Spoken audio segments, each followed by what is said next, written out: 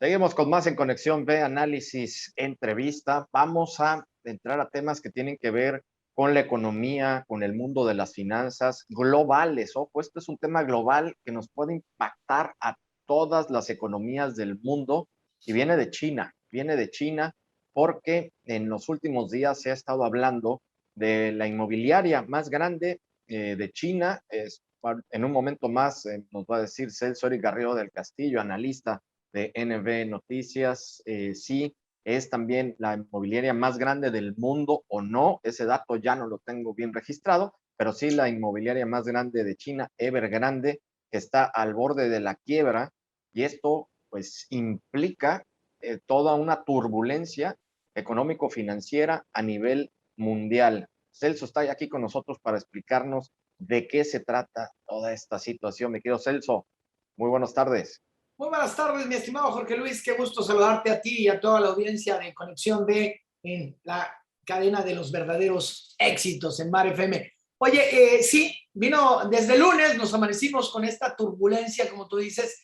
No es la mayor, pero sí su volumen es impresionante. Ahorita vamos a platicar. Evergrande, esta inmobiliaria china, pues bueno, prácticamente puso la alarma en el mundo financiero, pues esta empresa está al punto, vaya, y prácticamente a un paso del default y obviamente poner en aprietos no solamente al sistema financiero internacional, sino a toda este sistema que de por sí la economía mundial está sufriendo un post-pandemia y bueno, pues no vemos cómo arrancamos y esto podría venir a poner otro freno total a la recuperación económica. Fíjate bien, hace una semana precisamente, ¿por qué saltó las alarmas? Bueno, hace una semana precisamente la firma advirtió que no tenía la capacidad y por lo tanto iba a incumplir en esos pagos porque su deuda pues, es de 300 mil millones de dólares, porque Luis, lo que equivale, fíjate, lo que equivale al 2%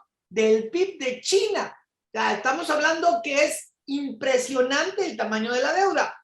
¿Dónde inicia este origen de Evergrande, esta empresa? Y bueno, dicho por muchísimos analistas, que puede impactar a lo que sucedió en el 2008 con Lehman Brothers, este banco que capitula y se va al concepto, al concurso mercantil en una quiebra en Estados Unidos, y bueno, entra el sistema, el gobierno de los Estados Unidos a recuperarlo por la pérdida de liquidez a nivel mundial que provocó. Si bien es cierto, la deuda de Lehman Brothers es la mitad, es el doble, perdón, de lo que hoy debe Evergrande, 613 mil millones de dólares era lo que debía Lehman Brothers en ese entonces.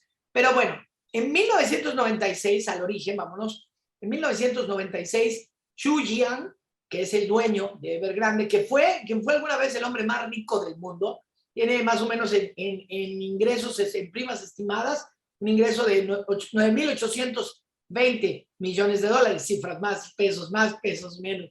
Pues lo que tiene es el hombre más rico del mundo.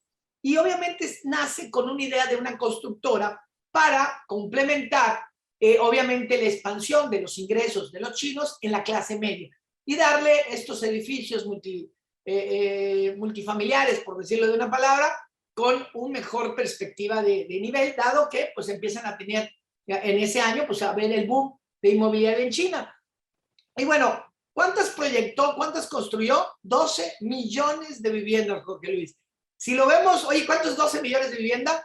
Lo que en la Ciudad de México se vende en aproximadamente más de 10 décadas, ¿no? Una década, o sea, es lo que hemos tenido. O sea, es impresionante el nivel de vivienda que tenía Evergrande.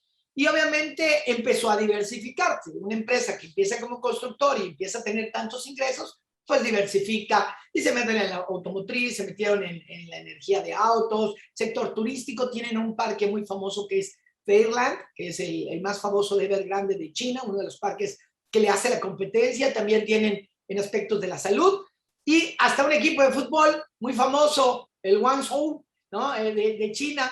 Y bueno, esta empresa también, imagínate, cuenta con 200,000 empleados de forma directa, 200,000, o sea, un mundo en total. Y obviamente cotizando en las diferentes bolsas. Pero ¿cuál es el problema? ¿Por qué llegaron a ese punto? Igual que lo que pasó con Lehman Brothers, igual lo que pasa es la avaricia, pero también la falta de información.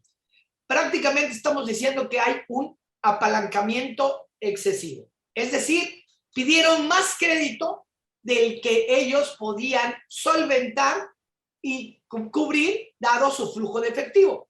Es decir, si yo voy a pedir un crédito es porque tengo la capacidad y lo estoy financiando con proyectos y con la demanda.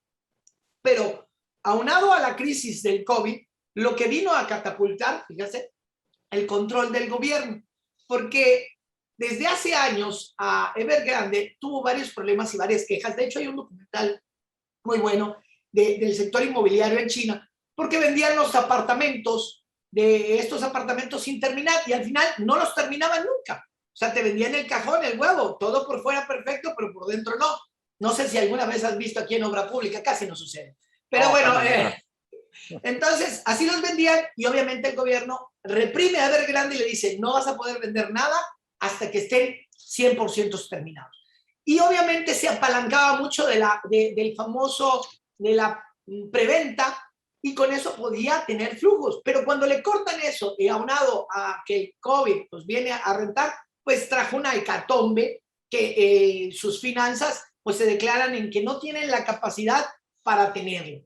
Y de ahí viene la hora de la verdad, porque hoy precisamente tenían que pagar, bueno, tienen que pagar, y no se sabe nada, y no cayó todo el mercado por dos situaciones. Ayer la bolsa de Hong Kong no laboró porque es día inhábil por la mitad de la primavera, ya casi el final de la primavera. Y en segundo lugar, porque el detalle es que el gobierno chino le entró para mitigar, pero no significa que se acabó. Tienen 30 días a partir de hoy para pagar nada más y nada menos 83.53 millones de dólares. Y obviamente aunado a los 35.9 millones de dólares que tienen que pagar en esta semana. Tienen 30 días. O sea, quiere decir que en 30 días vamos a ver qué hace el banco chino, el banco de gobierno, y puede ser. ¿Por qué? Y ahora vienen las consecuencias. Oye, está en China, ¿por qué nos va a traer problemas? Primero, en los países que van a ser más perjudicados es Chile, Perú y Brasil. ¿Por qué? Porque las exportaciones, inclusive de Brasil, su socio comercial número uno es China. Y venden materias primas.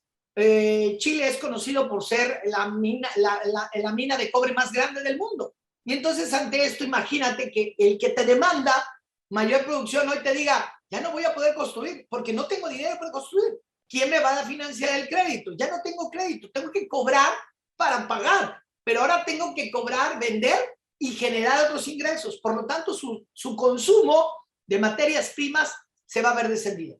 Y lo vimos en el precio del acero, que cayó el lunes. Bueno, eso ayuda a algunas mientras se mantenga.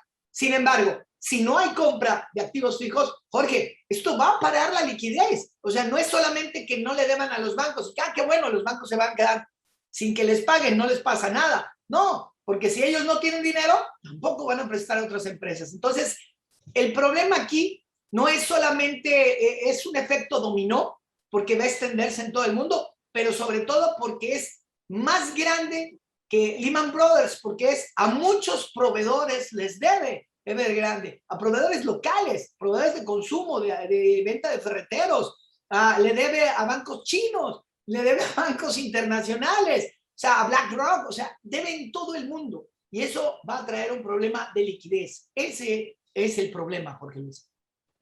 Oye, pues está muy interesante esto, como a mí lo que me llama poderosamente la atención es la interconectividad que hay en todo el mundo ya, ¿no? Y sobre todo en el mundo bursátil, en el mundo de las finanzas, que un hecho, ¿no? En este caso, una inmobiliaria como esta inmobiliaria china, que pues, muchos ni siquiera la teníamos, bueno, los que no nos dedicamos a esto, pues no lo tenemos en el radar, ¿no?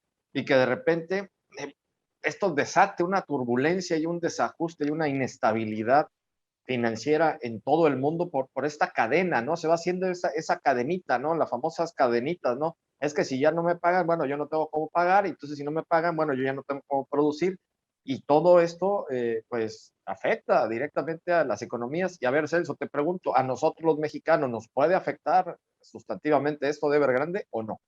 Pues fíjate que si vemos la conexión de comercio internacional con China, no es nuestro primer socio comercial, es el cuarto, pero la demanda de productos ante la caída del consumo que puede provocar Evergrande. O sea, el primero va a ser el colapso de la economía china. Cuando China es el primer consumidor a nivel mundial de muchos productos, materias primas, pues claro que afecta. Nos afecta porque no vamos a consumir de la primera forma y estamos parados. Lo que necesitábamos era más dinamismo. Y con esto se presenta una losa que va a parar el flujo circular de la economía.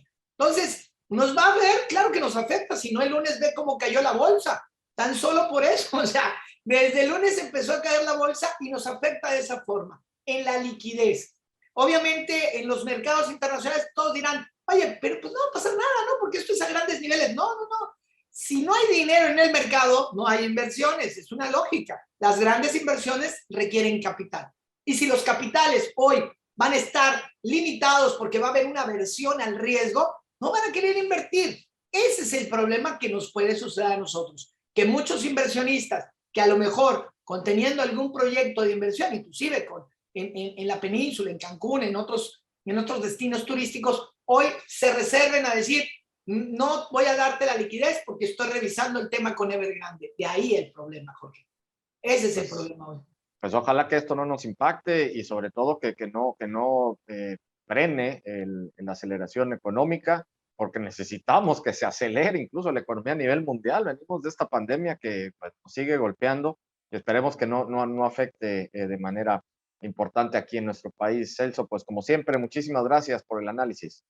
Con un placer. Y oye, Jorge, antes de despedirme, le quiero mandar pues, realmente mi solidaridad ante estos momentos a mi amigo Enrique Casas Arias por el lamentable fallecimiento de su esposa, la señora Marina del Rosario Ávila Vidal de Casas. La verdad, toda mi solidaridad y con él y bueno, pues resiliencia por esta pérdida, va, irreparable. Que Dios la tenga en la gloria. Gracias, Claro Jorge. que sí. No, al contrario, muchas gracias a Celso Eric Garrido del Castillo, analista de NB Noticias, en este interesantísimo análisis sobre la economía y las finanzas. Vámonos al corte, regresamos con más.